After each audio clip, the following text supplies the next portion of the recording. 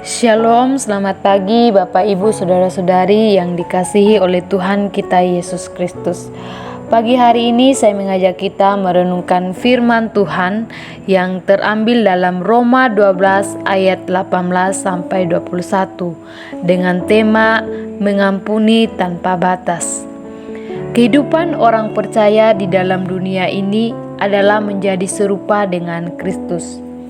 Menjadi serupa dengan Kristus yang dimaksud di sini adalah bagaimana kita berusaha untuk menunjukkan kualitas hidup kita sesuai dengan apa yang telah diajarkan oleh firman Tuhan. Alkitab tidak memberi batasan untuk mengampuni. Ketika Petrus bertanya kepada Yesus, "Sampai berapa kali aku harus mengampuni saudara yang sudah berbuat dosa kepadaku? Apakah 7 kali?" Jawab Yesus, "Sampai 70 kali 7 kali. Artinya, ketika kita memberi pengampunan tidak ada batasannya, tetapi harus diberikan terus-menerus. Ketika Yesus disalibkan, banyak orang yang menghujat Yesus. Hal yang dilakukan oleh Yesus adalah mengampuni mereka karena mereka tidak tahu apa yang mereka perbuat. Kalau dipikir-pikir, Yesus adalah Tuhan yang mampu melakukan apa saja yang Ia mau. Namun ini sebagai contoh kerendahan hati yang mau diajarkan bagi kita. Memang tidak mudah untuk mengampuni orang yang bersalah dan menyakiti kita berulang-ulang, apalagi kesalahan yang sama dilakukan terus-menerus. Memang sakit, tetapi harus kita melepaskan pengampunan kepada siapapun yang menyakiti kita. Karena dalam doa Bapa kami pun dikatakan demikian. Mengampuni itu sangat berpengaruh dalam pertumbuhan iman kita, karena berpengaruh kepada kualitas hidup yang diwujudkan dalam tindakan setiap hari. Ada 3 alasan kenapa kita harus mengampuni.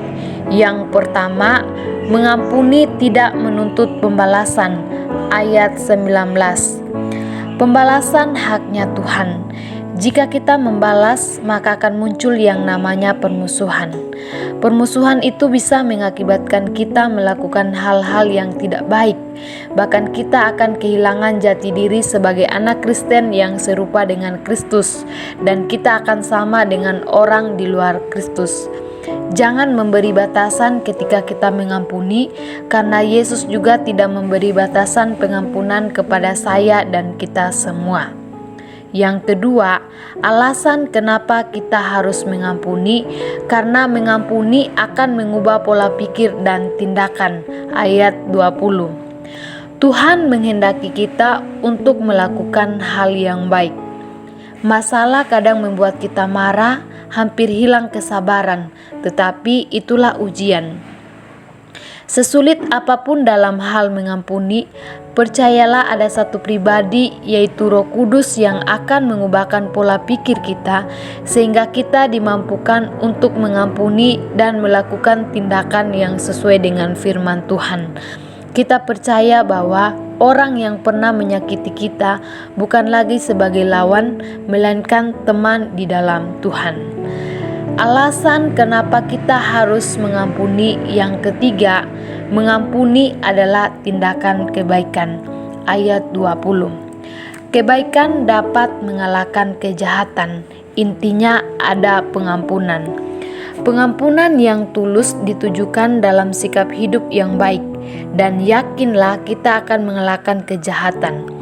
Jika sudah mengampuni, kita akan menjadi pemenang. Ayat 20 merupakan kalimat perintah yang disertai dengan kekuatan dari Allah untuk bisa kita lakukan. Tanpa kita sadari, dunia semakin hari semakin jahat. Kita harus berusaha melawannya dengan kebaikan. Biarlah lewat kebenaran firman Tuhan pagi hari ini menguatkan kita supaya menjadi pribadi-pribadi yang serupa dengan Kristus, dengan memberi pengampunan tanpa ada batasan. Selamat pagi, selamat beraktivitas, Tuhan Yesus memberkati. Shalom.